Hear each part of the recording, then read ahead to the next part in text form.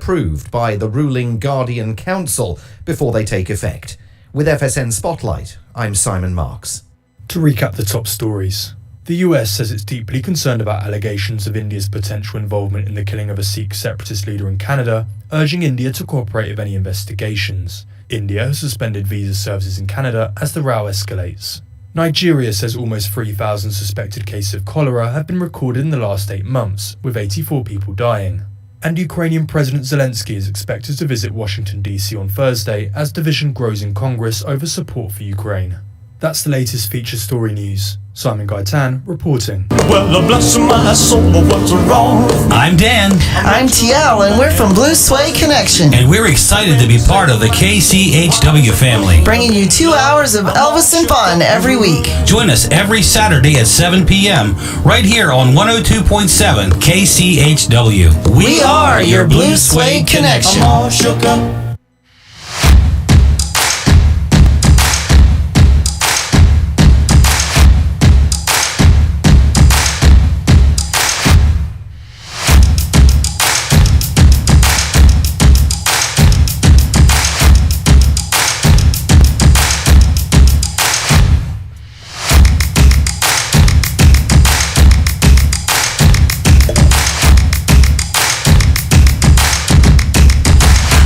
Good morning, it's a KCHW morning show. It's 3 Amigo Thursday, but with 2 amigos and no sound effects. This is Scottless week this week, where Scott's doing some traveling, and he's going to be in here later today, but not in time to make the morning show. So he's probably listening and pointing out all the things we're doing wrong. That's why I kind of feel aimless today. Right? Yeah. Right? It'll be fun. Where do we go? What do we do? Daddy's away. We get to play. Yeah. Where's the liquor cabinet? You know, that theme song in the beginning of the show, that's kind of like one of my favorite tunes right now. Is it? Yeah. Nice. Yeah, I like it. Do you record it and listen to it in your car as you're driving just over and over again? No. Bopping I around only in the hear car? it on Thursdays. Oh, that's Yeah. good. It's good that it brings you joy, though. It does bring me joy. I am happy about that. It's upbeat. Well, before we get going in the store, the store. I don't know, man. Store? Wow. Before we get going in the show, and then maybe we'll go to the store afterwards. Do you want to go do some shopping? No. No. Okay. No. I want to sit. I just wanted to remind everyone about the Isaac Tanaskett Show. It's the first in the sold-out concert series. It's happening tomorrow night right here in the studio. I haven't checked on ticket sales yet this morning, but yesterday, last I checked, we only had 8 tickets left for the show. Wow. Yeah, so it's going to sell out. Don't wait till the last minute. Today is, if you try to wait till tomorrow, chances are it's going to be sold out. You can go ahead and find those tickets at Valley Drug, Acres Drug, the independent office, and online at our website at kchw.org, or go to our Facebook page in the event section. There's a pinned link with there's also a link to pay for your tickets in that invite. I can't even speak this morning. I was out too late last night. You need coffee. I do. I have it. Yeah. I have it. And or you can get it at the creativedistrict.org website. Again, that's going to be Isaac Tanaskett. He's a viral sensation from Wellpennant. He's got a few videos. He has one video that has 15 million views. Wow. Yeah, he's got about 500,000 followers on his social media. Good for watching his him, videos. Yeah, he's really, really blowing up. What genre? He does solo. He's a solo artist. He plays guitar, sings. Yeah. He does some, and I apologize if I'm using the wrong terminology, but sort of indigenous singing, where he kind of goes back and forth between his own songs and the traditional sort of indigenous sort of singing style. Doing an indie thing. Yeah, Cool. yeah, he's Good for really, him. he's really doing something unique, and we're pretty lucky to have him. And our opening guest, I'm excited about too. A great guy. He was in the other day. He came in to just talk about what he's going to do for the show, and ended up sticking around for 3 hours to help around the studio. Nice. Yeah. It's his name is Tristan Saylor, and he was the winner of KCHW, the 2019 KCHW Chihuahua's Got Talent contest. No, that was the last one that we had. Yeah. Right? Pre-COVID. Yeah. Yeah. And spoiler alert, we're doing another one in the spring. Nice. Yeah, and even so, here's a fun thing. As I've been cleaning up and rearranging around here, there's an old sign from an old like sort of sandwich board sign from one of the old Chihuahua's Got Talent shows that has it advertised as May the 4th, and this year, May the 4th is on a Saturday. May the 4th be with you. May the 4th be with you. So once again, bringing it back is going to be Chihuahua's Got Talent. Nice. May the 4th, 2024. Has Chihuahua Got Talent ever had a 4-year reigning winner? I don't think so. Because technically, I mean, Oh, he is. Isaac 4 Tanask, the years. 4-year rating. Got to be some kind of a record. I love it. I love it. But yeah, those tickets are just about to sell out. I think I have 2 left, actual physical tickets with me here in the station as well. Nice. But yeah, we are very, very close to being sold out. That's awesome. Yeah, and it's going. We're getting everything set up in here. So now you had like 300,000 tickets available when you started, right? Oh yeah. We've sold Yeah. 200,996 tickets. Nice. Yeah. We have 4 left. No, tickets are limited. We actually have a very nice theater in here. I love our theater in here, and it's a kind of a hidden gem of Chihuahua. It is. Yeah, nobody even knows it's here. We have very comfortable seating. Seating for about 50 here in the right here in the studio. So yeah. Cool beans. Come on, check out the show. Get your tickets if you don't have them. Tickets are running out. Before we move on, let's go ahead and go into the weather. Looks like today we're going to have a high of 73 degrees. That low hitting 45 overnight. 69 and mostly cloudy for Friday. 71 degrees and partly cloudy on Saturday. 65 for your low on Sunday. 65 for the high on Sunday. Then Monday, we're going to start getting some rain. And it is going to rain for the foreseeable future, all the way up until at least the first week of October, according to this forecast. Time to turn off the sprinkler system. Yeah, time to get out your raincoats, everybody. Monday is a high of 68 degrees, low of 49, 44% chance of rain. Tuesday, we got 65 degrees, AM showers, 31% chance of rain again. Wednesday and Thursday are highs. Actually, it looks like Wednesday of next week through Sunday, the 1st of October, those highs only around 60 or 61 degrees and raining every single day. Fall is here. Have like storm drains around Chihuahua ever been like an issue?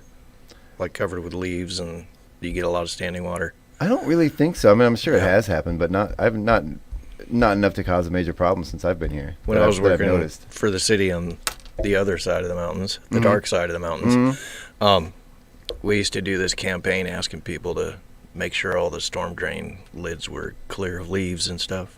And the city, people in that little city, they helped out big time. Yeah. Because Public Works couldn't get to it. Okay. Not all of it. Nice. Well, that's cool that everyone pitched in and helped. Though. Yeah. I do wish there's a problem. We do have some problems. We have a creek running through our backyard, and sometimes that gets the culverts get clogged with leaves, and then it'll back up into the yard, which is super fun. A little swollen. Especially when we get 1, 2, 3, 4, 5, 6, about 20,000 days of rain in a row. Yeah. Like we're about to get. Yeah. You know what? Rain is better than fire season. Well, rain makes corn. Corn makes whiskey. That's right, everybody. Okay. So we are going to go ahead and go into some news and nuggets, and let's go ahead and alternate some stories here in news and nuggets. Yeah. I'll go ahead and I'm going to skip the first one, the sad one. It looks a little dark. Yeah, it is. Wow. We just tell everybody how dark it is and then not tell them what the story It's very is. dark. Yeah, it's a sad one. In July of last year, Florida Times Union paper put out an unusual statement that about an unusual obituary. We regrettably published an obituary that did not adhere to our guidelines, and we're looking into it. We're looking into the matter further. We regret any distress this may have caused. The obit marked the death of Lawrence H. Plaff Sr., and it pulled no punches. It described him as an abusive alcoholic who had a 20-year career with the NYPD that was marred by his drinking issues. Wow. That is a little rough. Wow. Though Plaff professed to eventually remain sober for 30 years, the obit says he never worked any of the 12 steps, including the 8th and 9th steps with his children, making amends. The final paragraph was perhaps the most savaging. It'll be challenging to miss Lawrence Sr. because he was a narcissist. He was incapable of love. Lawrence Sr.'s passing proves that evil does eventually die, and it marks a time of healing which allow his children to get the closure they deserve. Lawrence Sr. can be remembered for being a father to many and a dad to none. You know, it's kind of interesting that both of the first two... Oh, that might have been the second. That might have been part of the first one, Chuck. Oh, you know what? I think it was. Wow. Okay. Yeah. Well, you know what? Let's include it. Let's do it. That was actually kind of a fun story. We're laughing about it now. I know, right? I don't know. How dark are we? I love, but you know, the whole point of the whole thing is that you'll never actually see the final edited version of your obituary. True. Even if you write it yourself, you don't know if that's what's going to make it in there. Right. Wow. All right, go ahead and tell us about this Amazon driver. If you're bored with the usual sightseeing attractions and would like to know more about where your Amazon packages come from, apparently not Spokane, did you know you can take a tour of Amazon Warehouse? Amazon offers free public warehouse tours at select locations around the world, and you can learn more at amazontours.com. Ooh, that sounds like... Bring your kids, bring your grandparents. Yeah. Take a tour. Make a day of it. Yeah, Yeah. yeah. Just get some ice cream, Grab random people's packages. Yeah. Yeah. Don't they have those meatballs there at the Amazon warehouses? Oh no, like that's IKEA? That's a different warehouse. Yeah. The Swedish meatballs at IKEA. I love IKEA. We were talking about that before the show, about how we always never actually gotten anything from our local warehouse in Spokane. Yeah. And it's huge. Yeah, it's massive. I think it's a secret government operation down there. That's what I think. It's got to be. Yeah. That's the only explanation. They're not sending us nothing. They don't. They have the big one and then a smaller one right next to it even. Yeah. Yeah. I think Walmart's building one down there, a distribution center. Okay. Have you seen all the buildings down there? They're absolutely gargantuan. Yeah. Yeah. That's just become the big building dumping ground over there. I guess. Wow. Yeah. I think there's underground bunkers connecting them all. There's something. It's a covert CIA operation. There's something happening there. I think they moved Area 51. You heard it here first, folks. That's where the aliens are. Scott's probably out there listening. Oh my God, you guys shut up. It probably piqued his curiosity. He's on his way there right now. Right? So 1 in 3 adults eat the same lunch pretty much every day, and 8 in 10 of us say we're bored by our lunch choices. Yeah. Yeah. I mean, there's only so many things on the planet you can eat, right? Yesterday I had a handful of nuts for lunch. That was about it. I had saltines. Yeah? Yeah. Sounds And exciting. some peanut butter filled pretzels. We You know are those little nuggets. Yeah, those are pretty good. Those though. are bomb. Yeah. I did have. They were pistachios with salt and pepper. So that's pretty exciting. Salt and pepper? Yeah, living it up. Peppered pistachios. Yeah, they were Wow. delicious. Fantastic. Out of the shell, I assume. Yep. Oh, that way you can just dig into the bag and you don't have to worry about the pest chewing on the shells. Yeah. One of my favorite nuts, seeds, whatever they are. Oh yeah. Are they nuts or seeds? I think they're a nut. I don't know. That and cashews. Yeah. Love a good cashew. Cashews are good too. All right. Tell us about this next one here, Alan. Are we talking about poker? We are. Excuse me. Poker player from Vallejo, California, has apologized for lying about having terminal cancer to raise funds for entry into the World Series of Poker main event. In June, Rob Mercer created a GoFundMe page to gather the $10,000 needed for the tournament. His story touched many, and he reportedly earned between $30,000 and $50,000, allowing him to participate. Suspicions arose in the poker community due to his vague responses about his illness and the lack of concrete evidence for alleged colon cancer diagnosis. Witnesses also claimed to have seen him gambling in a casino, which he defensively denied. Finally, Mercer confessed, admitting that he had lied about having colon cancer on a whim and that he actually believed he had undiagnosed breast cancer. As a result, he does not plan to return the money obtained through GoFundMe. Wow. That's kind of a dirty move. Wow. Can GoFundMe hold the money back, I wonder? I guess not if he's already... What are they going to do if he's already got it? Sue him? I don't know. Wow. I think they can do pretty much anything they want. That's pretty much garbage. Don't do that. Yeah. Yeah, don't do that, people. Yeah. The average adult feels lonely for 7 days a month, and 1 in 3 describe ourselves as socially isolated. A typical adult has just 2 people they can truly confide in. For you, that's me and Scott, right? Yeah. Or me and Brenda, or Scott and Brenda. Yeah. And I get left out of that one. No, you're in there. Aw. So you have like 4. Yeah. The good news is pets appear to make all the difference. Just 21% of those with cats and dogs said they're lonely compared to 32% without pets. 6 in 10 even went as far as to describe their pets as their closest companion. Yeah.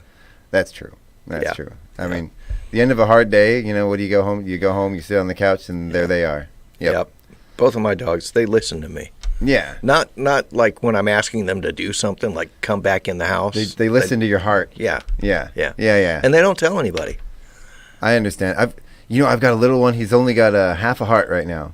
I mean, the whole heart's there, but only half of it. Only the left side is working. Really? He's in his last days. Oh. And it's been a little rough because we brought him into the vet, a couple of times with that whole okay, kids, let's all go together and so we can say goodbye to Jack, and somehow we bring him home. Wow. Because we just can't do it, but he's still himself. Sounds like he's a fighter. He is, but he still like scraps for food, and he still jumps up and down off the bed without any problems. Wow.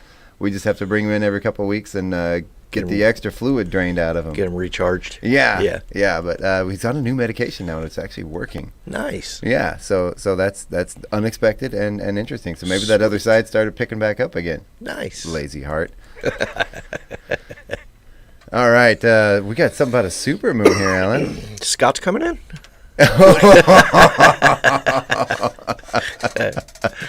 Weren't we talking about his moon the week before last? I didn't make it last week. I think we were. I Yeah. think he mooned the whole watching audience on something like Facebook. that. Yeah. So there was a big blue moon or something like Yeah. that. Yeah. Well, tell us about this one, Alan. Last supermoon of 2023 will take place a week from Friday, September 29th. Supermoon is a full moon that appears up to 14% larger and 30% brighter than usual because it is at its closest point to Earth. Yeah. The upcoming supermoon is also a harvest moon, which is the full moon closest to the first day of autumn, known as the harvest moon because it coincides with the time of year when farmers in the northern hemisphere harvest their crops. The harvest supermoon can appear deep yellow, orange, or red, especially when it first rises from the horizon. Oh, wow. That's cool. You know, have you ever I remember one time in particular, it was years ago, I woke up in the middle of the night because there's this blinding light in my eyes, and the window was open, and it was the moon, and the moon took up our entire window. I thought you were going to say it was Scott with a flashlight. it was Scott standing by my bed With a flashlight. with his full moon out. We miss you, Scott. Yeah, we do. Dreams about flying are common for children, but can still occur in adults. According to dream expert Lori Lowenberg, these dreams often symbolize feeling accomplished and powerful, suggesting the dreamer has achieved a high goal or overcome something holding them back. Flying dreams can relate to various areas of life, such as job success, personal growth, or spiritual development. I've never had a flying dream. I used to have them all the time when I was younger, and then lately I'm like, I have dreams where in my dream I'm remembering back to those other dreams and like trying to get myself up off the ground, and it's just not happening. Not working. Yeah, it just doesn't work. Does that mean I've never been successful if I've never had a flying dream? Well, you look where you're sitting right now. You're the Thursday morning co-host, part of the Three Amigos on KCHW Morning Show. That's the pinnacle of success right there, Alan. That's an achievement. You can't get higher than that. Yeah. People know you. I'm going to be president. You're kind of a big deal around here. I don't know if you know this or not, but I'm kind of a big deal. Yeah. All right, go ahead and move on to the next one here, Alan. Archaeologists have discovered ancient wooden logs on the banks of a river in Zambia, revealing new information about human life in ancient times. The wood, which dates back to nearly 500,000 years, was likely used to build structures, challenging previous beliefs that ancient humans led simple nomadic lives. The findings also included ancient wooden tools, as well as 2 pieces of wood with notches that fit together, showing evidence of woodworking. This discovery suggests that the ancient humans used their intelligence and skills to create new, previously unseen items. Now we know where Lincoln logs came from. There you go. Someone dug up the metal tin and pulled them. They were still intact, I believe. 500,000-year-old Lincoln logs. I'm really upset that they the roof pieces. Yeah. They're plastic now. Are they really? Yeah, they have the regular wooden ones, but then they the roof arches. The I guess the roof trusses. I guess. Lame. They're plastic. Lame. Why do they do that? Even we got a set once a few years ago that was the great big tin with all the it was like a vintage throwback thing, and we're like, oh cool, these will be the original pieces, and we pull them out, and the logs are the same, but plastic roof trusses. Lame. Womp womp womp. I think I have a sound effect for that somewhere, but I'm not going to guess and pick the wrong one because I don't know how to use this board yet. I know 3 buttons. What are we doing? I don't even know. I don't know. A recent study from the University of North Florida reveals the significant impact of living on a golf course on alligator feeding habits. The study suggests changes in the land that can greatly affect the dietary patterns and prey available for large predators like alligators. These findings showed golf course gators have different feeding patterns and access to diverse prey, such as golfers. Or golf balls. Yeah. Diverse prey communities, such as a cat, canned food, and even a cheeseburger with fries. So are people out there feeding the gators? Throwing- Gator. Throwing them a little Mickey D's. Right? Yeah. Here you go, buddy. Hey, if it keeps them from eating you, why not?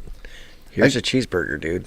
You know, you see that on videos too. People are like, "Oh, there's a gator," and you see kind of like the bears and Yeah. the buffalo. You know, a group of people standing around with their cameras, and somebody always gets eaten. Yeah. Every time. True story. Stay away. Stay away. Brain chip. Oh, do you have a brain chip? I don't have a brain chip. Can't you tell? Oh. Well, tell us about people who do, I am or people non- who are about to. I am non-functional, my friend. Elon Musk's brain chip technology company Neuralink has announced that it will begin human trials on patients with paralysis. The study, known as the PRIME, which stands for Precise Robotically Implanted Brain-Computer Interface, that's a mouthful, Yeah, it is. expected to last 6 years. Neuralink will recruit paraplegic patients with cervical spinal cord injuries or amniotropic lateral sclerosis for the trials. The goal is to implant the device into patients' brains so they can control external devices through their thoughts. Well, you know, we made fun of it at first, but that actually sounds pretty cool. It does sound kind Yeah. of cool. Yeah. And kudos to you for pronouncing that so easily. But I don't know that was There you- easy. Right here. We got some applause for you. There you go. Yay! That was good. My sound effect was not. Pardon me. Last one here was a study conducted by researchers at Ohio State University found that using AI generators to write personal correspondence, such as letters and texts, elicits negative reactions from recipients. Nuh-uh. The study involved 208 adults who were asked to reach out to a fictional friend named Taylor about various situations and then rate Taylor's reply. When Taylor used an AI tool to edit the response, participants responded far more negatively compared to when you were told the reply was written by Taylor alone. People who received an AI-assisted response had lower opinions of Taylor and were less likely to believe that Taylor met their needs as a close friend. Taylor's in trouble. Have you ever read the stuff written by AI generators? Just the scary stuff. It's yeah, right? Yeah. No, but even just like sometimes we use it for like grant writing for instance to sort of write responses or just in general like coming up with ideas for how to write something and you read and it's like all there and it makes sense and it's well written, but there's always just something about it that's just that little bit off. Like it's almost too perfect or something. Yeah, maybe, but it, like there's just a tone, I guess, to the writing. I mean, you have to heavily edit the AI writing, but yeah, Weird. But it's kind of scary when people are starting to write books and use it for publications and Well, aren't they using it to like pass classes in college now? yeah. But is that cheating or is that just I call that making use of available resources, which is I don't know. which is intelligent. Yeah, but how do you prove that somebody actually knew what they were talking about if they're using AI to write it for them? Yeah, Right. that's true. And that's I kind of feel like that might be a Pandora's box that we've already taken the lid off. And Probably. And I think we might be past the breaking point of turning that off because it's out there. And once you get something like that out there, it's just going to keep. I hope enough fail safes were put into it at the very beginning to. Let's pray that there's no Skynet. Yeah, to keep it from turning into a horror movie. Yeah. Which is kind of where we're living anyway. So there's that. I'll be back. So let's go ahead and do some public events for the week. Looks like we have a calendar that I accidentally went away from, so I'll go ahead and get back to that. But first, before we go there, we have some public service announcement people have sent to us. The Northeast Washington Genealogy Society has a 2023 fall seminar, Understanding Basic DNA with Linda Keenan. That's going to be at the Colville, Washington Ambulance Shack near the roundabout. That's going to be September 23rd. September 30th, 2023.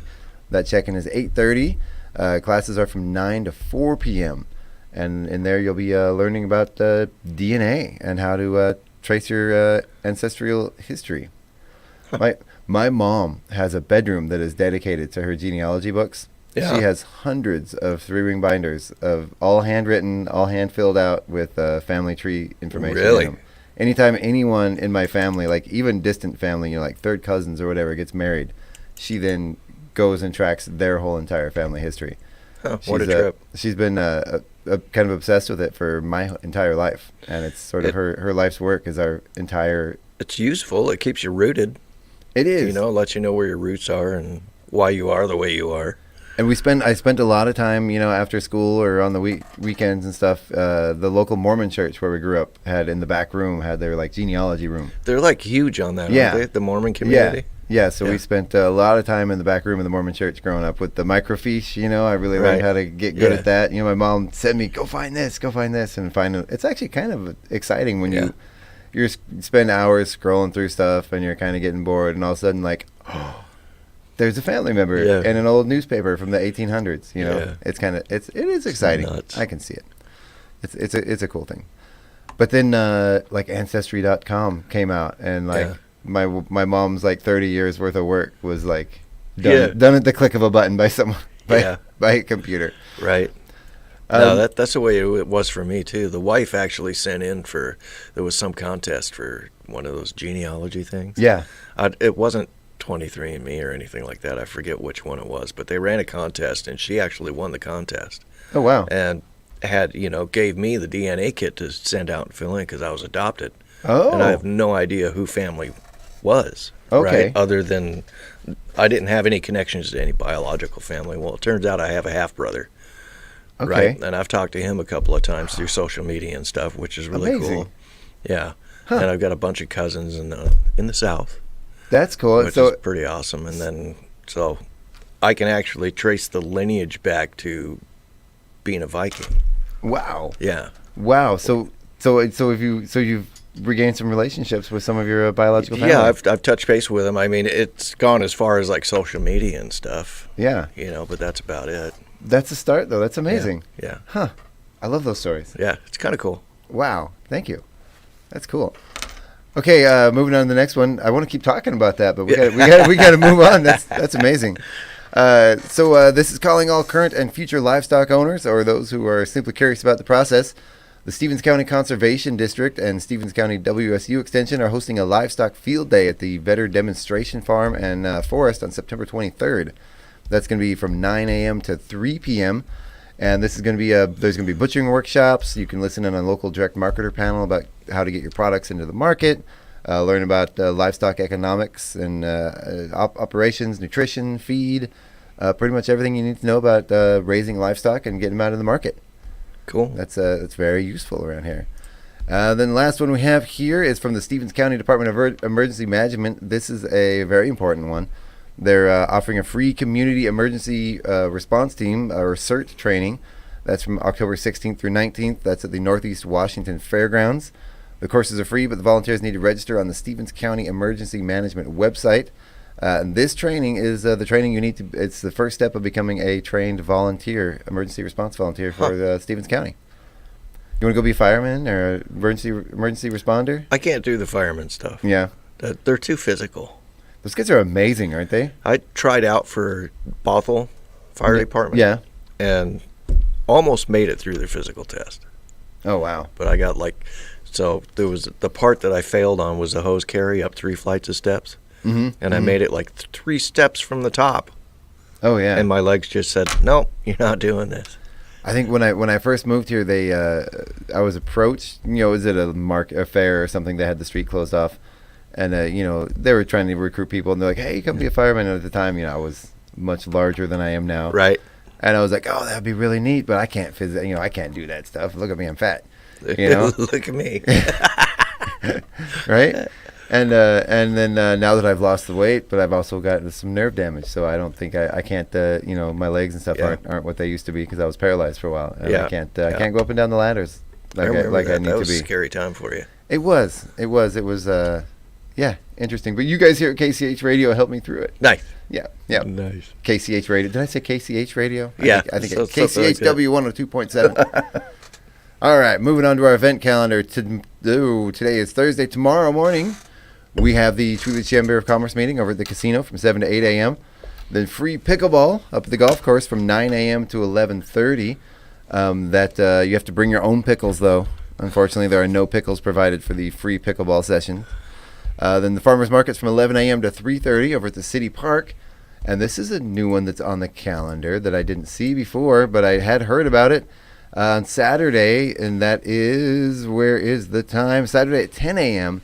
is the Romp and Roar Golf Tournament and fundraiser put on by the Chewelah Valley Lions Club. And if so, apparently the registration includes grogs served from 8:15 to 9:30 a.m. So show up early, drink a lot. Yep. There you get a photo of your team dressed up. There's snacks, drink tickets. There's also beer glasses. Nice. Specially made for the event.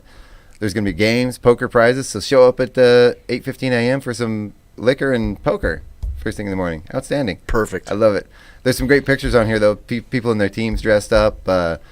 Looks like there's a guy on the sitting on the tee on a toilet. Yeah. About ready to tee off. They do a lot of fun stuff on that thing. Hey, honey, I got to go to the bathroom. It's tea time. Yeah. Gonna make my tea time. The registration deadline for that was yesterday. Wow, so I guess you can't register, but you can go check out all the action. That sounds like fun. So then we have, but of course on Friday, backing up a day, once again, the Isaac Tenasket concert right here in the KCHW Theater. Don't forget to miss that. The doors open at 6:30. Music starts at 7. We're gonna have Isaac Tenasket, Tristan Saylor kicking things off with he's a crooner. So he does like some old Frank Sinatra and maybe some Michael Bublé. I don't know. I haven't seen his list yet. Fly me to the moon. Ooh. Alan, you want to open for the next show? No, nobody wants to listen to that. All right. Well, that about takes us through our calendar. I had all there's a bunch of local sports events happening this weekend, and I don't have that calendar up in front of me, but I will be including that later on in today's announcements. I did it yesterday. So Sharon came in. Sharon's been here twice now, yeah. And man, she comes loaded with everything you could ever possibly know about what's happening in Chewelah. Just makes your job easy. It really, really, really does. But we spent most of the last hour talking about. We were talking about everything happening in Chewelah, and I looked down, and the show was almost over, and we hadn't even gotten to anything yet. Oh no! But that's okay. It was all very useful information. Cool. But I do have the breakfast and lunch menu right here. Today at I believe this is Guess Elementary. We have breakfast pizza with a variety of cereal, fresh fruit juice, your milk choice. It says milk choice / breakfast. So I guess that's your choice of milk with your breakfast. With your breakfast. Yeah, choice of milk with your breakfast. Then for lunches, we have pizza, cheese pizza, romaine salad. I'm guessing that's similar to a Caesar salad. Probably. If it's going along with pizza. Yeah. Sweet. Oh, no, this is the romaine salad with sweet red peppers. Red pepper, sweet yellow cucumber. Oh, pepper, sweet yellow. This is written like a military, like sort of dossier kind of. Yeah, I don't know. Yeah, like a packing list. Pepper, sweet red. Pepper, sweet yellow. Cucumber with peel. Broccoli raw. And carrots. And also with corn, your fresh fruit, and your choice of milk. You know, the other day my wife brought home a salad that I thought was a Caesar salad, and I bit into it, and it was full of cucumbers, and I hate cucumbers. Really? Oh, I hate them. Why are you such a hater? Because they're evil. Those cucumbers. Oh man, they're so good. And they make your burp smell bad. I like to peel them. Yeah. And then we'll like put them in a bowl, refrigerated bowl, and just put salt on them and just eat cucumber spears. I only like them soaked in vinegar for a long time. Oh. Yeah. Well, I love a good pickle. Yeah. So I guess I do like cucumbers. We make cucumber salad. Yeah? Yeah. Oh, that's just a thinly sliced cucumber soaked in vinegar. Yeah. Well, maybe that might not be so bad. See? Yeah. There we go. You're coming around, Chuck. I know. So let's go ahead. Since we're about to hit the top of the hour, we are going to move into trivia, and I'm going to go ahead and and see how you're doing. And you don't even have any competition today, so you are guaranteed to win. As long as I get one right. Right. Okay, let's go ahead and move on here. Oops, I clicked on the wrong link. Apologize. This is fun, letting everyone just listen to kind of what we're doing here and making all of our mistakes.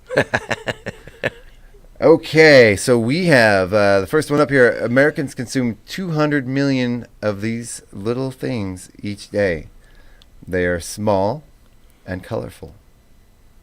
Olives. No. Grapes. No, it is. It's not a fruit. Not a fruit. It's not a fruit. Is it a vegetable? It is not a vegetable. Is it aspirin? Similar in size, but it is not medicine. Oh, it's tiny. Yeah, they're tiny. And it's colorful? You usually eat them by the handful. Skittles? Ooh, you're warm. M&Ms? Yes, M&Ms. Nice. Yay. Okay, hold on here. I didn't have my finger on the button. I got all these sound effects ready and I don't even have them. According to Wikipedia, the population of this remote spot is 2,243. And I don't know if this is going to be a hint or not. I've been there. It's got to be someplace in Alaska. It is a place in Alaska. I've actually had football games there. Is it like Prudhoe Bay? No. Does anybody live up there? It's close, but it's a town that you've heard of, but probably didn't know was actually the name of a real town in Alaska. Somebody really famous lives there. Sleepy Hollow? Nope. I have no idea. Not quite as sinister as that. A little happier, especially for the kids. Yeah. Around a certain time of the year. Oh, the North Pole? North Pole, Alaska. That's Nice. right. Yay! Here we go, and we have. Oh, there we go. It's there somewhere. Right. I don't think the effects work as well when you delay the timing. Chuck's finger has a 7-second delay. Hold on, everybody. I gotta find the button. All right. So each of these three things have something in common. If you tell me what it is, you win. A mouse, bear, and booby. Mouse, bear, and what? Booby.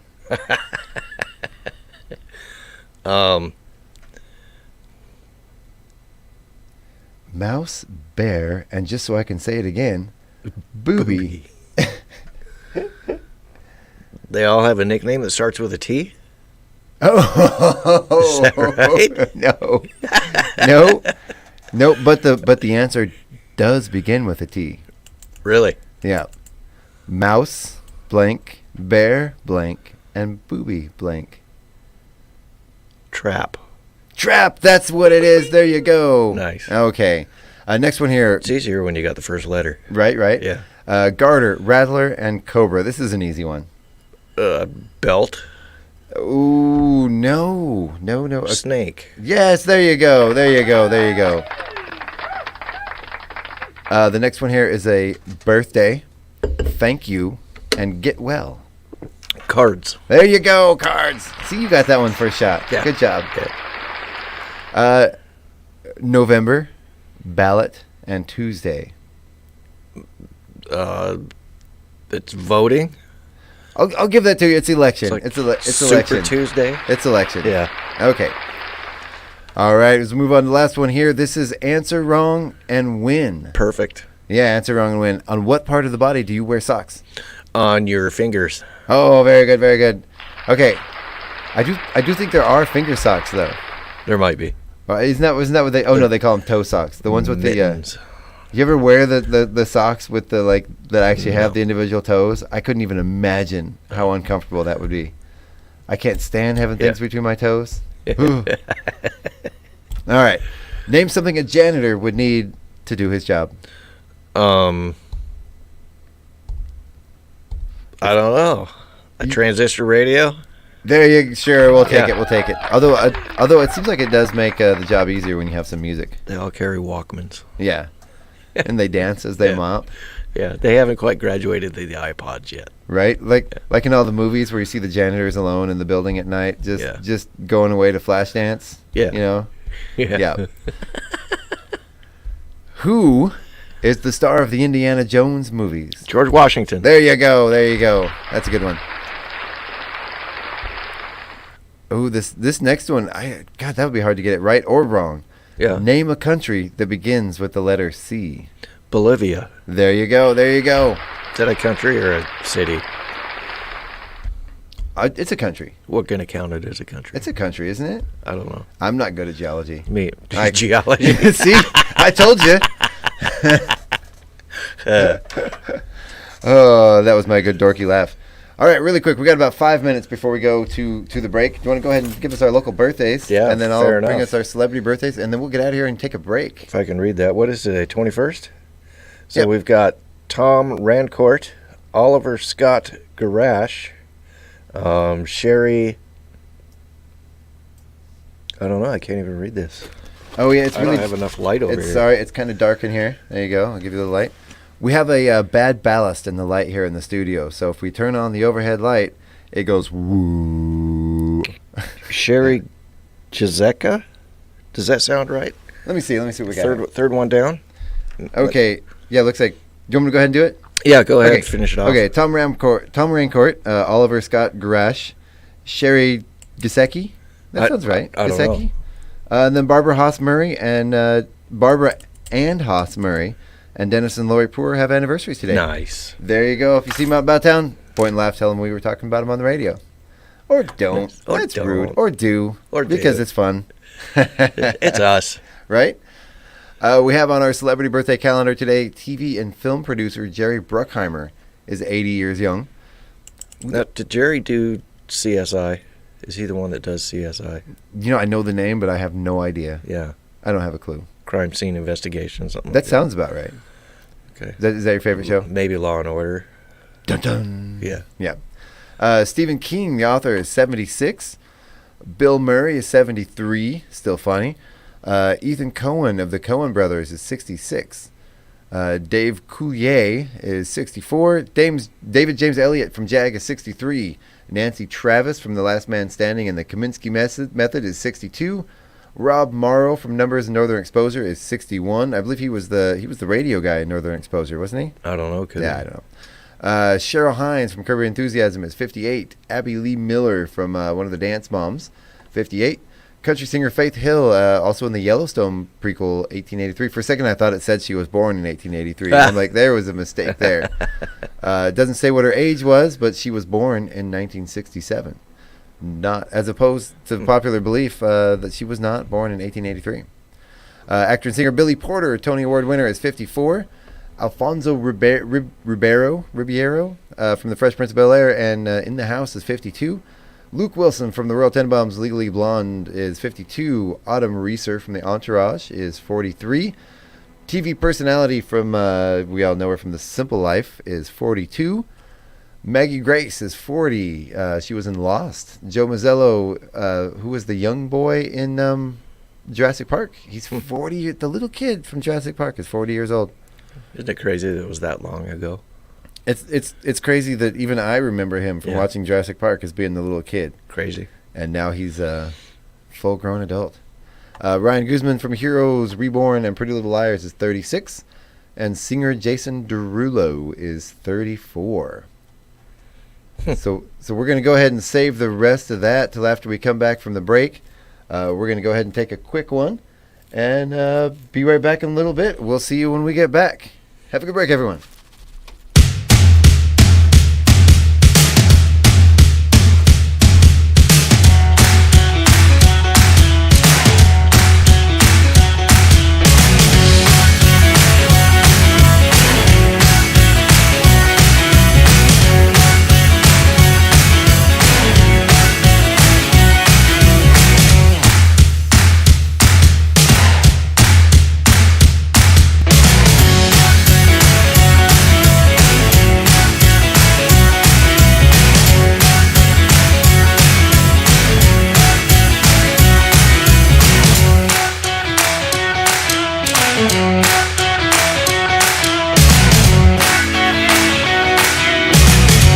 It's 8:06.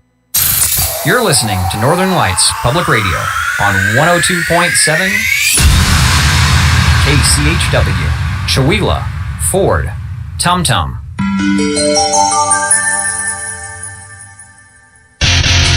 You're listening to 102.7 KCHW, Chewelah.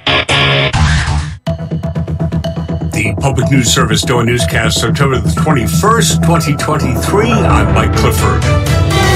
Young voters in states like Georgia could shift the political landscape of the state in the near future. New data from the Brookings Institute indicates that millennials and Generation Z make up the largest generations and tend to favor the Democratic Party. Michael Hayes is the former vice president of the research-based consulting firm Frank and Maggot Associates. He believes that this generation's diversity could be the driving force behind changes in politics over the next few years. Those under 45 are very distinctively different in their demographic composition, their partisanship, their political attitudes, and their media usage than voters who are over 45. Research also reveals millennials and Gen Z will make up the majority of potential voters by 2028. Shantia Hudson reporting.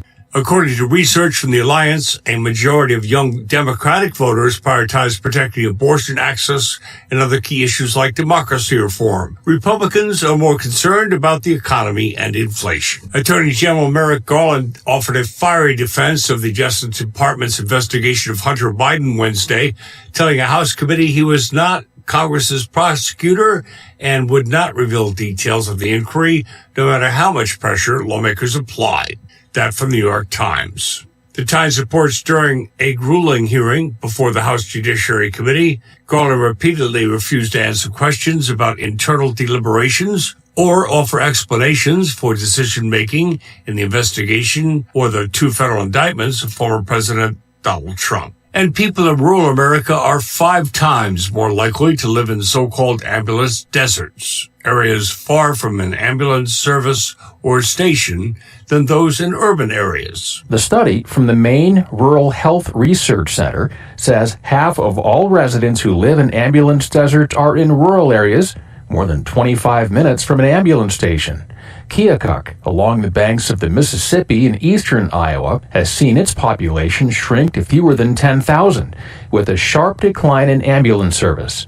City Administrator Cole O'Donnell says the situation got worse when officials were forced to close the local hospital. It frightened a lot of people. I know that we have older people that moved out of Keokuk to someplace closer to a hospital. You know, they had health problems, and if something happened, they couldn't wait those extra minutes or even the extra minutes of getting them from Keokuk to a hospital. In addition to trying to bolster a county ambulance service, O'Donnell says Keokuk is working to help reopen the local hospital as a federally designated rural emergency hospital. I'm Mark Moran. This is Public News Service. South Dakota health leaders say it could be a challenge to reach people eligible for a long-standing nutrition assistance program for at-risk new mothers and young children. The Center for the Prevention of Child Maltreatment, part of the University of South Dakota, says a $1 million federal grant will bring together partner groups and public health offices to enhance outreach for the program known as WIC. Rhonda Buntrock with the State Department of Health says across South Dakota, about 70% of those eligible are accessing the benefits. She says closing that remaining gap will help produce better outcomes. Overall, we would hopefully see increased breastfeeding rates across the state. We would see decrease in obesity rates. National participation numbers are worse, with only about half of those eligible actually participating. In South Dakota, health officials say there can be language barriers or other information gaps.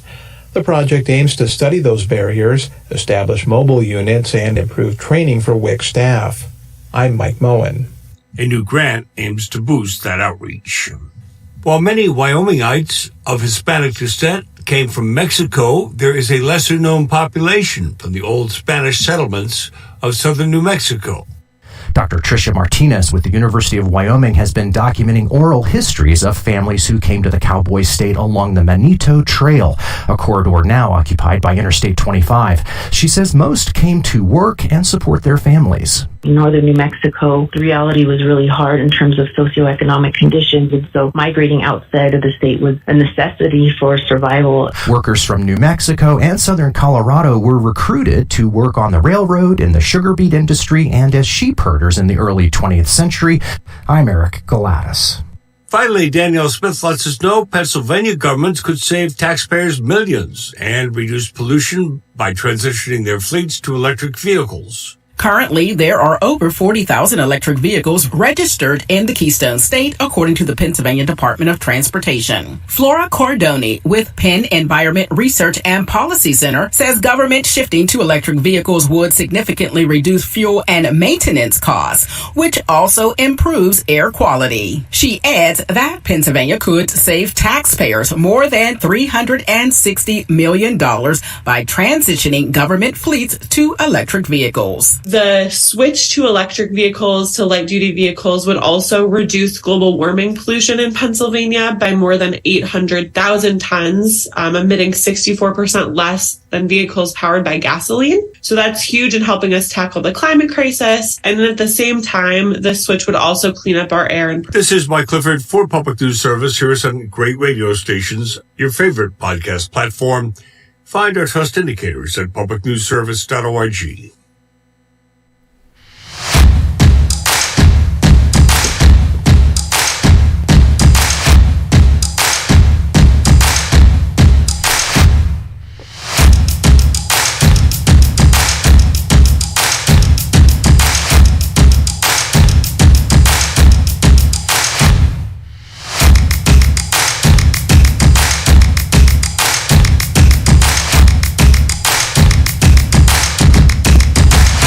Welcome back to the KCHW Morning Show. It's part 2 of the show, or as we call it in the business, part 2. Part 2. Part 2.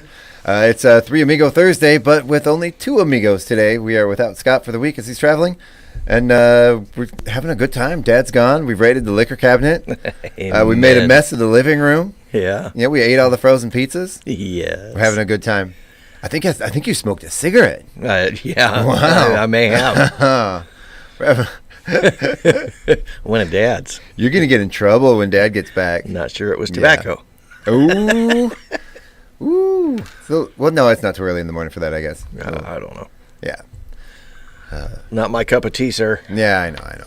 Not especially not this early in the morning. No. Yep. I prefer coffee instead of tea. Yes. I will have to say I've started cutting down on my coffee in the morning. Why? Because I always make my coffee because of the creamer that I use in it. I use a high sugar content, high calorie bottled coffee creamer that I'm kind of addicted to, and I'm trying to cut back. I'm actually going to a coffee shop every morning instead of making my coffee at home. Otherwise, I'll sit there all day, and I'll drink a bottle of that creamer every other day. Dude, I've lost about 7 pounds since I stopped drinking the creamer every day. You can't afford to lose more weight, Chuck. Yeah, I know. But I gained a bunch back. I lost a whole bunch, and then I got to a good point, and then I started gaining it back. I started to get a little belly back again. Dude, trying to get rid of it. Dude, I don't want to talk about bellies. Wow. Yeah. It took a lot to get here. But no, so this morning I drove up, and it was my turn, and here comes an arm out of the window with my coffee in it. Nice. Does that mean I go to the same coffee shop too often? No. Okay. No. Sometimes you want to go where everybody knows your name. Norm. Yeah. Nice. Outstanding. Well, once again, welcome back to the second half of the show. We're going to go ahead and kick things off. We're going to get right into it. Let's go on to It Happened Today. Our timing got a little bit off for the first. We usually do the celebrity birthdays the second half of the show, and we went ahead and did them at the end of the first because we were trying to. We're ahead of the curve, right? Right. And we're going to go ahead and try to get Alan out of here a little bit early today, so we're a little speeding things up a little bit. I believe he's going to go join Scott at the carpet convention he's traveling to. Yeah. Yep. Scott's on his own this time. Yeah. Oh, that's right. He's filling in for you. Yeah, he's filling in. He's filling in this whole week. He's going to learn all about Berber. Oh, good. Yeah. Good. There's a lot of fascinating stuff, that Berber. Yeah. Especially like a cut Berber? Yeah. That's a thing, right? I don't know. I have no idea. A nappy Berber? Probably not anymore. Yeah. Pardon me. So, today, we're going to go and we're going to take that back a little bit. And no, I'm completely lost where I am. People are just amazed at how stupid I am this morning. It happened today. Yeah, it happened today. Go ahead and kick us off. 1897, the Yes, Virginia, There Is a Santa Claus Letter was published in the New York Sun. I don't have any idea what that is. Okay. 1937, J.R.R. Tolkien's The Hobbit was published. Very cool. It was an autobiography about Scott. In 1970, on the first edition of ABC's Monday Night Football, the Cleveland Browns beat the New York Jets at Cleveland Municipal Stadium 31-21. I believe that was the last win the Cleveland Browns had on Monday Night Football. Probably. See, the last time they were on Monday Night Football.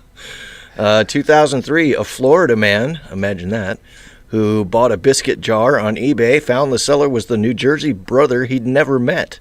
The buyer, adopted as an infant, knew his parents' names and knew he had a brother.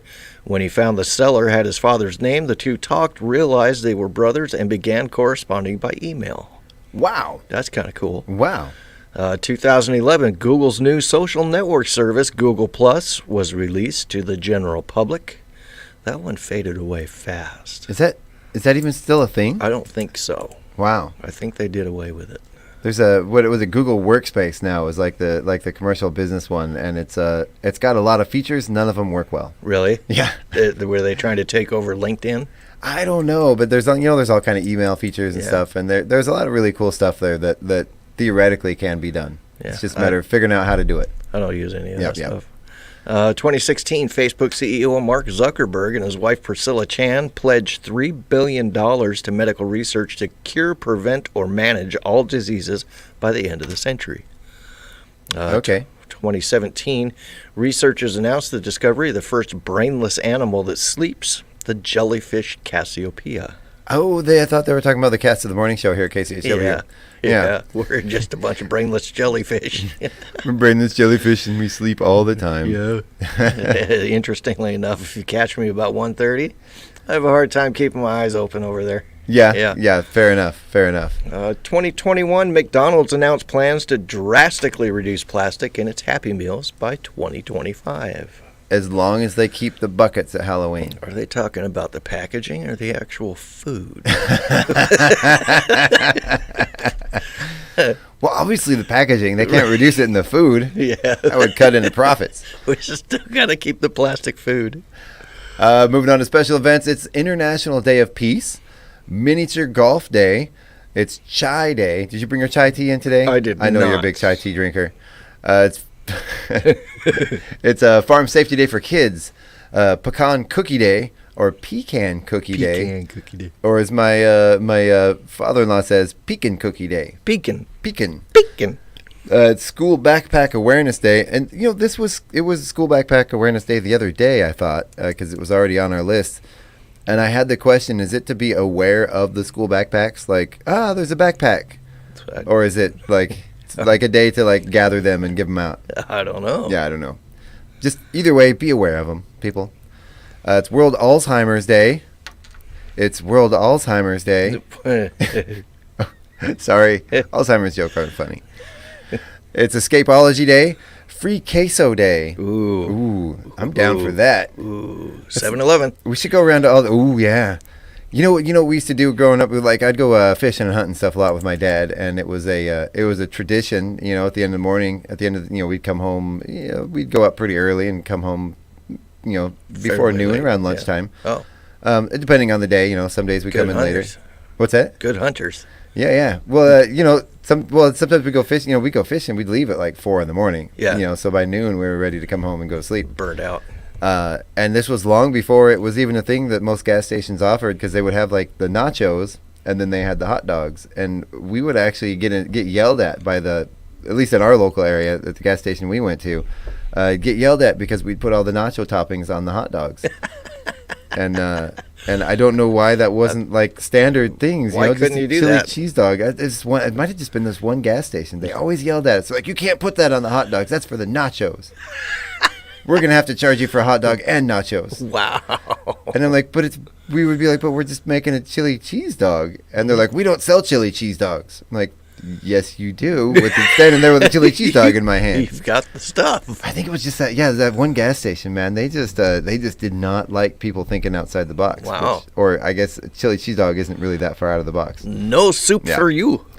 And last but not least, it is World Gratitude Day. Thank you, Chuck. You're welcome. Thank you, Alan. All right, give us our number for the day, Alan. Is 7.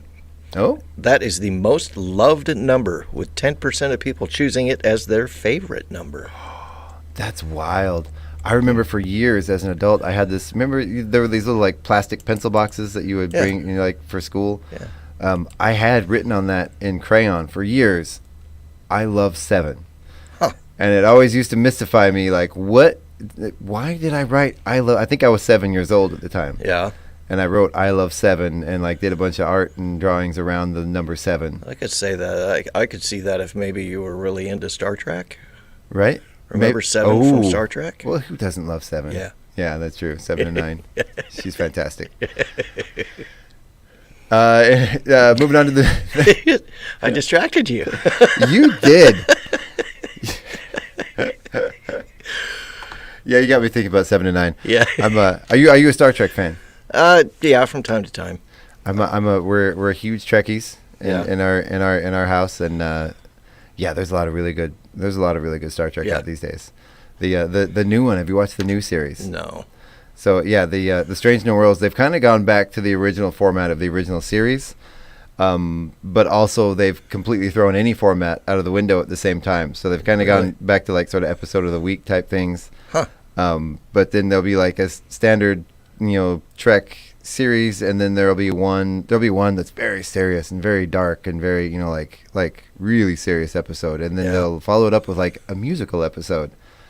And then there was another one that was animated, because there's the animated series, and they did a crossover where the characters from the animated series and the actors that do the voiceover crossed over into this one and were real life characters. Interesting. And it was actually really fun because Jack Quaid, Dennis Quaid's son, does the voice of. He's also in The Boys. Huh. He did the voice. He does the voice of one of the main characters, and he played. He got to be himself. Interesting. In Star Trek, it was really good. Huh. Yeah, I haven't watched any of the new stuff. I hardly ever get to watch anything I want to watch. Yeah. Yeah. Does Brenda control the remote? Oh yeah. House? Oh yeah. That's good. That's good. But I don't mind. I don't mind either. I don't even like controlling the remote. Because for one, the shows I pick are really bad. Because I'll do it based on, oh, that's a cool picture. I want to see it. Then I'll just push play, and then it's terrible. That's the way Brenda picks movies. Yeah. Oh, that looks good. But my wife is really good at picking. She has this knack for like picking shows that are really, really amazing. Yeah. And I don't even hardly know how to use the remote. So she usually gets frustrated and rips it out of my hand before I manage to find anything anyway. There'll be times when she'll say, "I'm tired of being Captain Clicker. It's your turn." Captain Clicker. Captain Clicker. That's right. Captain Clicker. That's right. But then so she'll pass it to me and says, "It's your turn," and I just screw up so bad, never intentionally, of course. Nice. That she'll actually take it from me, but I don't like doing it. So let's go ahead and move on to the news attack. This is where the first part is a true story, and the second part is a really, really dumb joke. Am I going first? Yeah, you go ahead. Kick us off. A study found that alligators living on Florida golf courses have very different dietary patterns. Yeah, one day it's the plaid pattern from the 70-year-old, the next it's the checkered pattern on the banker. Yeah. Well, there was that story earlier about alligator golf courses having a varied diet. Good for them. People. Good for them. Good for them. It's good to change things up, Right. Hey, sometimes you need a little fiber. Exactly. According to study, when you meet someone new, they like you more than you imagine they do. I'll try to remember that next time I'm audited by the IRS. Yeah, no kidding. This guy might actually like me. This guy likes me. I'm kind of a big deal. He likes me. He really likes me. A candidate for Missouri governor says he'll burn books if elected. Sorry, Nazi, you'll have to pry my Kindle from my cold, weak hands. Burn books. Wow. What was that movie, Fahrenheit 451? Wasn't that the book burning movie? Yeah, I think it was a book. Did they make a?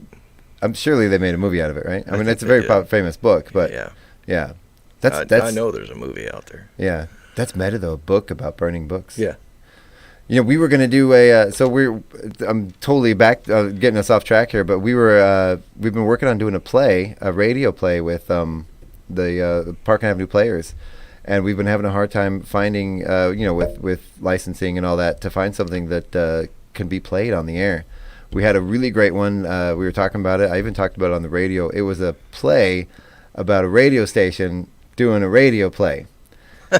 And it was really good. The script was amazing, but we couldn't get the licensing for it. Really? They could get it through the theater, but we couldn't get the licensing to broadcast it live on the radio. Probably too close to War of the Worlds or something. Maybe. Yeah, Too Close to War of the Worlds is Yeah. a comedy about putting on a radio station, putting on a Christmas play. Yeah. We're working on one right now, trying to find something else. I think we may have found a thing last night. It's a traditional one. I'm not going to say the name of it yet, but fingers crossed that we'll make this happen. It is an older one, so it's not even a hint. Well, if No, I you give, guys are if, still if working on it's it. very popular and very well known, and if I gave a hint, you guys would immediately know what it is. So, I think I know. Yeah. What's your No, guess? What's I your guess? don't- What do you I think? don't know. What do you think? I'm going to say A Christmas Carol. Well, we don't know about that yet. We'll announce it when it happens. But we had to find one that was in the public domain, so we didn't really have to worry about Is that hard to do? It's proven harder than we thought because Big challenge. We had thought about doing It's a Wonderful Life, but there's weird copyright laws. It turns out that one is public domain, but then for the music, they granted them a renewal of their copyright laws for the script from the movie, and the script from the movie was combined with the script from another play that was then had the copyright renewed later on. Interesting. So it's like part of it is public domain, part of it's not, and it was too much to figure out. So we're just like, let's not. Now you all have a lesson in public domain laws. Yeah. Well, congrats on whoever's putting in the work to make all this stuff happen. That's pretty right. cool. Well, we've been working with Catherine Patton over Nice. at the theater, and she's she's a fire. She's awesome. Cool. I love her. She's a workhorse, and just a great lady. I love her. She's Nice. super fun. Okay, so next one. Where were we? Amazon delivery driver in Florida was bitten by a rattlesnake. Prime members get movies and rattlesnake bites. Nice. Yeah. Free delivery. Yeah. Michigan State Police rescued a woman from an outhouse who was trying to retrieve her dropped watch, probably an Apple Watch. She wishes she could go back in time to before she dropped it. Wow. I don't blame her. I don't think there's nothing I own that would make me do that. Dig through an outhouse. Like there is no physical possession on this planet that would make me dive into an outhouse to get it back. What if it's like right there on top? Well, if it's something I could reach in with a stick, maybe, then yeah. But I'm not gonna like go shoulder deep. No. Yeah. Yuck. No, not gonna happen.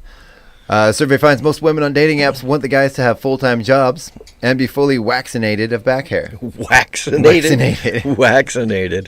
Yeah. Vaccinated. I like that. Are you vaccinated, Alan? No, don't tell us, please. No, I'm not. But it hasn't migrated there yet either. Well, I found all of mine fell off the top of my head and landed on my back. Did it? So there's that. Yeah. I'm baby smooth. Oh, very nice. Yeah, lovely. We'll post pictures on our Facebook page. As far as I know, I've never seen my back. Survey shows Americans maintain an active sex life even beyond 80. So let me get this straight. Somebody sleeping with Mitch McConnell? Oh, wow. Does he know it? Probably not. Oh, no. That's horrible. Oh, I have a million jokes with that, but I can't even go there. But is that 80 years or 80 miles an hour? Well, that's what that's what happens when he's standing at the podium. He's thinking of 7 of 9. And he's just just like I did earlier. Yeah. Oh yeah. Okay. I can relate because I totally just did that. Wow. Poor Mitch. Yeah. Poor guy. Term limits. That's all I'm going to say. I almost feel bad joking around. I don't agree with the guy on pretty much anything. No, I wouldn't want to go through whatever it is he's going through right now either. No, and my heart goes out to his family and everything. That's got to be rough dealing with that kind of stuff. Yep, not a good thing. No, so let's go ahead, and we are pushing it for time. We only have one section left, and we still have 30 minutes of show left. We can read slow. We're gonna read really slow for you people. Let's go ahead and move on to our news attack. I'm sorry, we just did the news attack. The wacky but true. These are an absolutely true story. There's no funny joke, and today we have no movie sound clip afterwards because I just don't have them. Yeah. And I didn't take the time to make find our them. own. Yeah, we'll just do it. We'll quote our favorite movies. Yeah.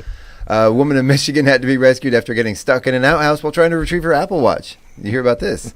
It was an Apple Watch. Yeah, there you go. Holy smokes. You were just talking about an Apple Watch. Yeah. Yeah. Oh, I can't wait. Yeah. It's going to be fantastic. I'm excited for you, Alan. Yeah. I'm not an Apple guy, but I'm excited for you. It's pretty cool. I'm excited for you. Yeah. Michigan State Police say the woman dropped her Apple Watch into the toilet and then lowered herself inside to retrieve it, but was unable to get out. Wow. First responders were called to the scene and used a strap to hoist the woman to safety after removing the toilet. Ooh. You know, I have a weird sort of, I wouldn't call it a phobia. Oh, it's a phobia. Of outhouses. It's a phobia.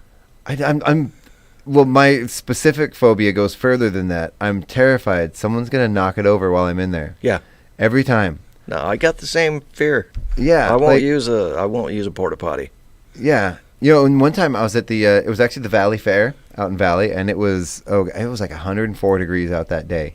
Had to go, you know, and they didn't have any real bathrooms. All they had were the outhouses. Yeah. Turns out, and at the time I was very heavy, you know, I was pretty close to my heaviest weight. Turns out the plastic gets really, really soft. Oh, in that weather, I sat down, and before I realized what was happening, the plastic went. And did you get kissed by Poseidon? I didn't get kissed by Poseidon. Luckily, it was low enough.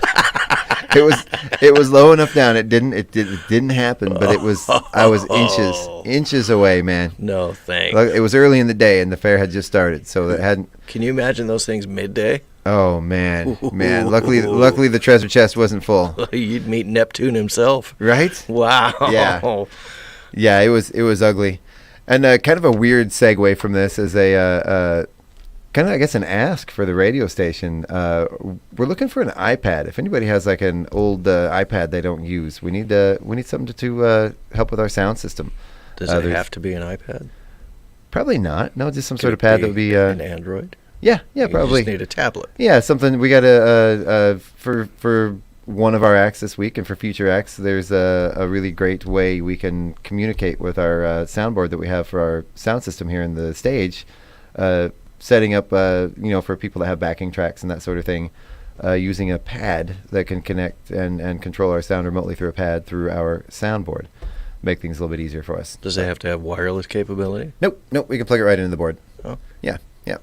Really, I think it just needs a headphone jack, really, is what we need. So just a shameless ask for things at the for the radio station. Just to make things easier than hooking a computer up to it or a laptop. You know, there's a little bit of a lag with computers, and those tablets are a little more responsive. Nice. They have a little faster response time. Nice. Go ahead and take us to the next one. So there's a continuation on that one, though. Oh my goodness, I didn't finish it. I always do that because they put the next one in the same bold font. They put it in bold, yeah. They just put the 3 dots before it, which should probably let me know that that's continuing. But I don't English good sometimes, so there's that. So back in April of 2022, a woman who also accidentally dropped her phone into the hole of an outhouse in a national forest needed to be rescued. Authorities say that woman, who was at the top of Mount Walker in the Olympia National Forest, forest northwest of Seattle, had been using her phone when it fell into the toilet. The woman disassembled the toilet seat and used dog leashes to try to get the phone, and eventually used the leashes to tie herself off as she dove for it. Oh, no. Wow. I'm going in. The effort failed, and she fell into the toilet head first. Man, oh man. The woman was alone and tried to get out for 10 to 15 minutes. Reunited with her phone from within Poseidon's den, she called 911. Responding firefighters passed her blocks on stand. I can't repeat the story. They passed her some blocks to stand on to reach a harness, which they then used to pull her out of the vault. The vault. Al Capone's locker. Right. Actually, that was empty, so that would have been good. She was uninjured but needed to be hosed off.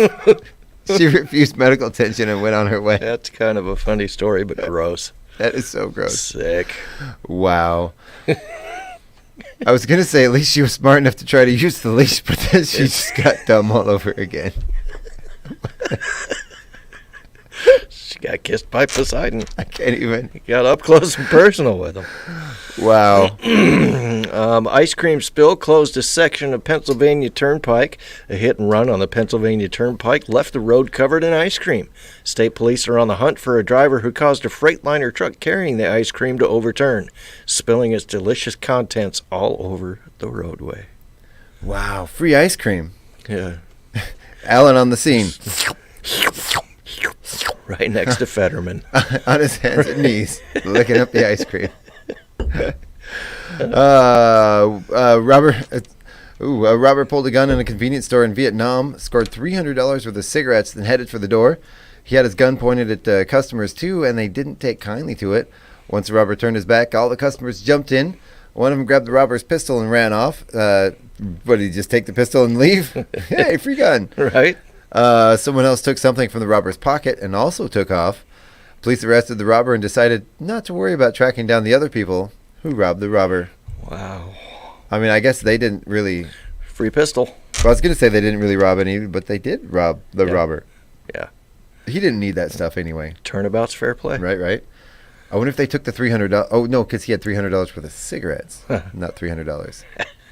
Wow. Uh-oh. Scott made the news. Uh-oh. In Japan, a man who stole a pair of women's underpants from a washing machine and wore them in a bid to escape detection was arrested. Officers rushed to the scene after a woman alerted them, saying, "I saw a suspicious man who took a look inside a washing machine in our building's laundry room. He left by car."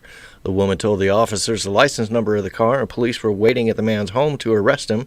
Questioned by officers, the man confessed that he changed into the underpants in the car to hide them. Oh, Scott. Scott. Stop. Bad Scott. Bad Scott. We need a spray bottle soundboard just for that. I got my two hands up. I surrender. We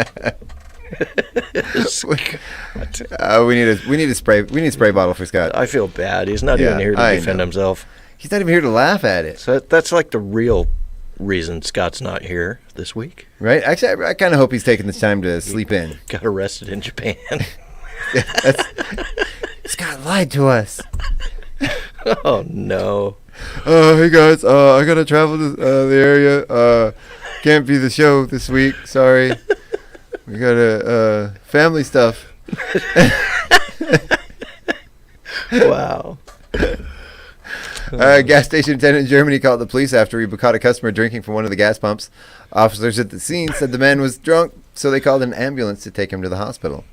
Wow. I wonder if they had to pump his stomach. Oh, this silly little $20 soundboard I have doesn't have a drum shot on it. Really? Yeah, rim shot. Rim shot. Oh, man. Wow. We should have got the $22 model. Right? It's got an extra button.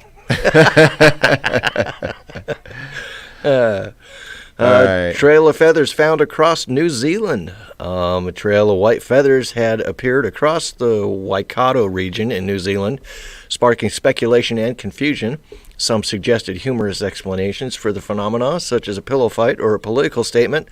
Others speculated that a truck transporting chickens and accidentally spilled feathers onto the road. Wow. But they don't really tell us what it is. Don't you love it when they do that? I hate that. Do you want ants? Because that's how you get ants. Right? Well, what do you think, Alan? Do you want to do some entertainment, or do you need to head on out to work? We can talk about entertainment. Okay. Yeah. We're running a little ahead of schedule today. That means I probably missed something. Either I missed something, or we just No, we just didn't do very many jokes in the very beginning. Yeah, that's true. Yeah. We didn't have Scott for show prep. We don't have Scott. We're just lost children. We can look up, news. We could. This is actually some entertainment news. So the Writers Guild of America strike, which lasted for 143 days, that's as of today, is nearing a record duration. But in a significant move, top CEOs Bob Iger of Disney, Ted Sarandos of Netflix, Donna Langley of NBC Universal, and a whole bunch of other people from a whole bunch of different networks all had talks on Wednesday. They concluded with plans to resume today. I guess the talks are resuming today? For the writer's strike? Yeah, these are very vague stories. Yeah. In a rare joint statement, both sides acknowledged today's discussions and confirmed further talks would occur today.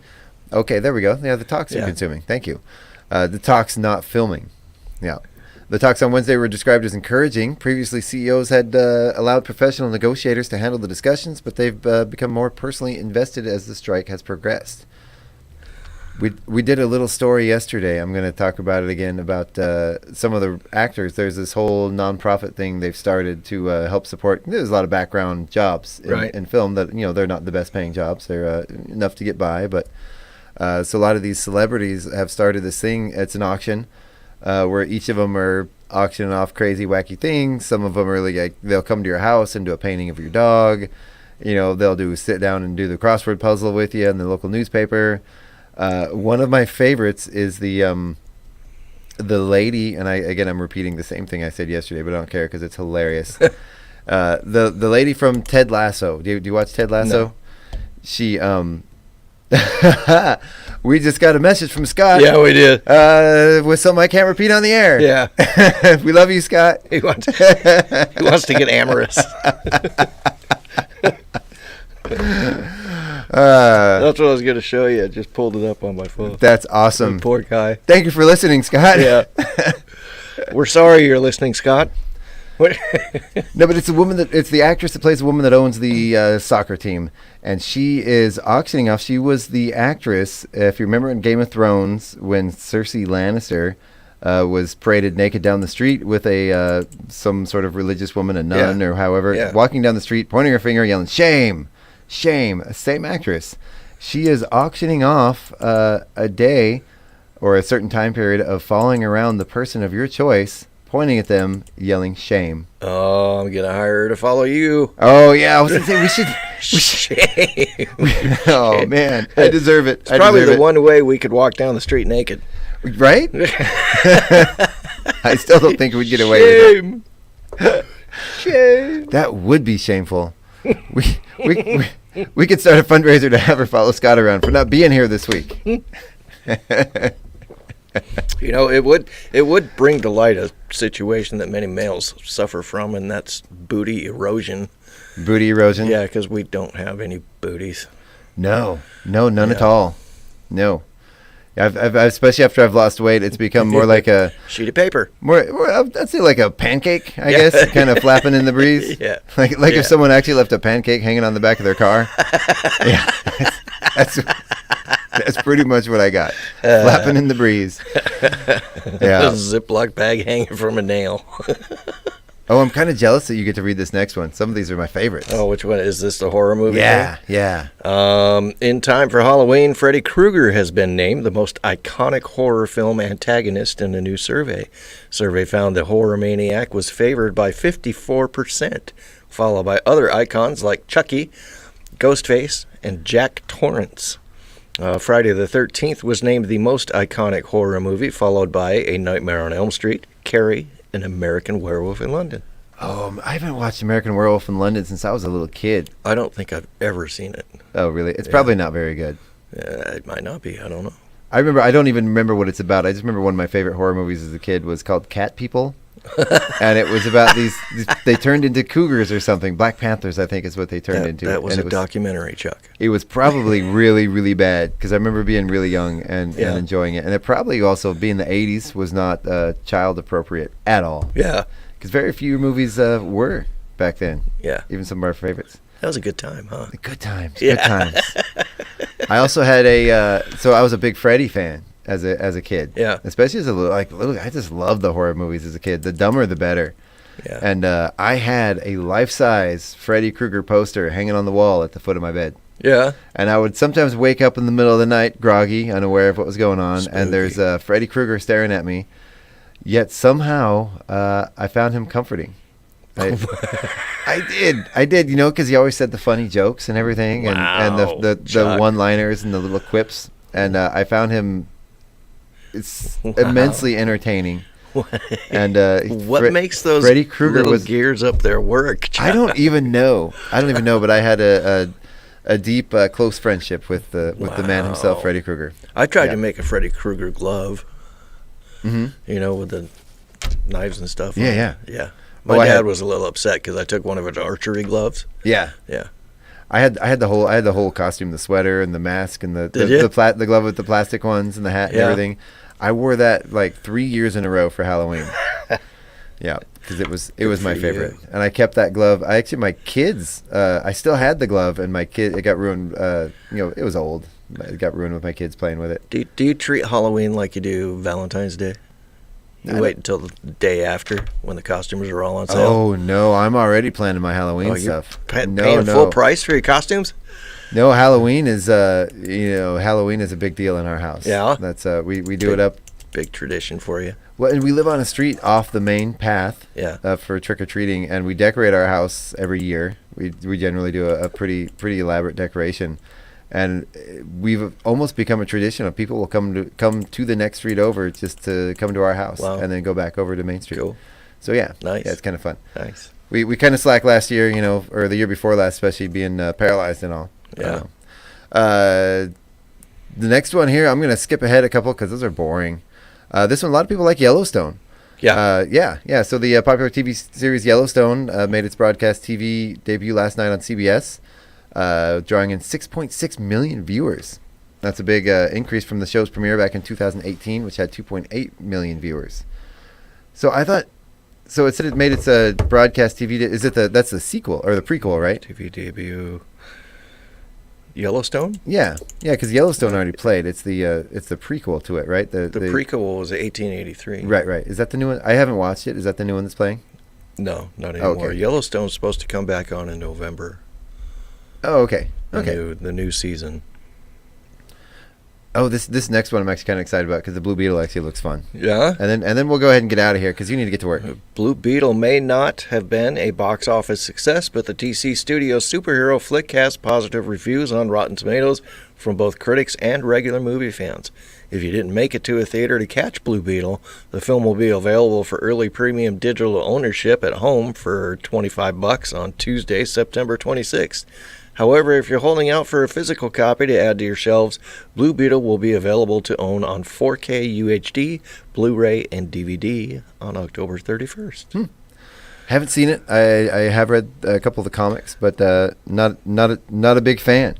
Yeah, I never heard of Blue Beetle. Yeah, it's I believe it's, it's a DC comic. Yeah. So we got a message from Scott today. He says the rumors that he drowned in 2 inches of rain during the hurricane in Maine are completely false.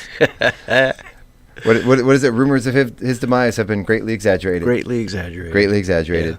Yeah. And once again, we will not read out the previous message he sent us on the air. He's just trying to tell us he loves us. We love you, Scott. We love you. Anyway, that about takes us out. That about wraps us up for the day. Just like to remind everyone once again that Isaac Tanaskett show is tomorrow night. We only have a handful of tickets left. Again, those tickets are available at the KCHW website. On our Facebook page in the event section, there is a description and a link in there to pay. There's a link in the Truly Creative District website. You can also get those tickets at Valley Drug, the Independent Office, or Acres Drug. And you got to go fast because I don't know how many tickets are still left in the stores. I know online we have a limit to what we're going to sell online, and if we're not there already online, we're pretty close to it. Reminder to everyone, yes, it does say sold out on the posters, but that is because this is part of the sold out concert series, which means if those tickets sell out, we will air that show live on the air. I'd like to give a shout out to our generous sponsors to make this show possible. We have Andy's Sandwich and Sports and Valley Drug Company. Also, after the show, you can join us over at Andy's Sandwich and Sports for the after party that's going to be happening right after the show. It'll be fun. I'm not sure if Isaac himself is going to make it to the after party, but we'll all be there and have some sandwich and maybe an adult beverage or two and have a good time and kick the weekend off in style. So thank you, everyone, for coming. Alan? Say goodbye. Goodbye, Alan. Goodbye, everybody. You have a good weekend. We will hopefully see you tomorrow night right here on the KCHW stage. Or we'll see you in the theater. We'll see Isaac on the stage. Tomorrow morning, without Scott, we have a special guest co-host that I'm incredibly happy to have on. Joe Wilzinski is going to be our co-host tomorrow morning. I think it's the first. I don't know if he's been on a co-host on the show yet. He's a crazy guy. He's a local filmmaker, and he's a teacher over at Well-Pennant High School, and he helped us get these both of these acts, Isaac and Tristan, who are both students of his. He runs the ROTC program over in Well-Pennant. Sweet. And he's a fantastic gentleman. He's going to be joining us along with Tristan Saylor, who is going to be our opening act tomorrow. He's going to come in and be our guest for the second half of the show tomorrow. Good times. Good times. Good times. Should be a good show. And I'm interested to see what kind of wacky stuff Joe brings along with him, because he's one of my good friends, and he is a wacky individual. Nice. So again, goodbye, everybody. You have a good night. Have a good day. It's still morning. We will see you tomorrow.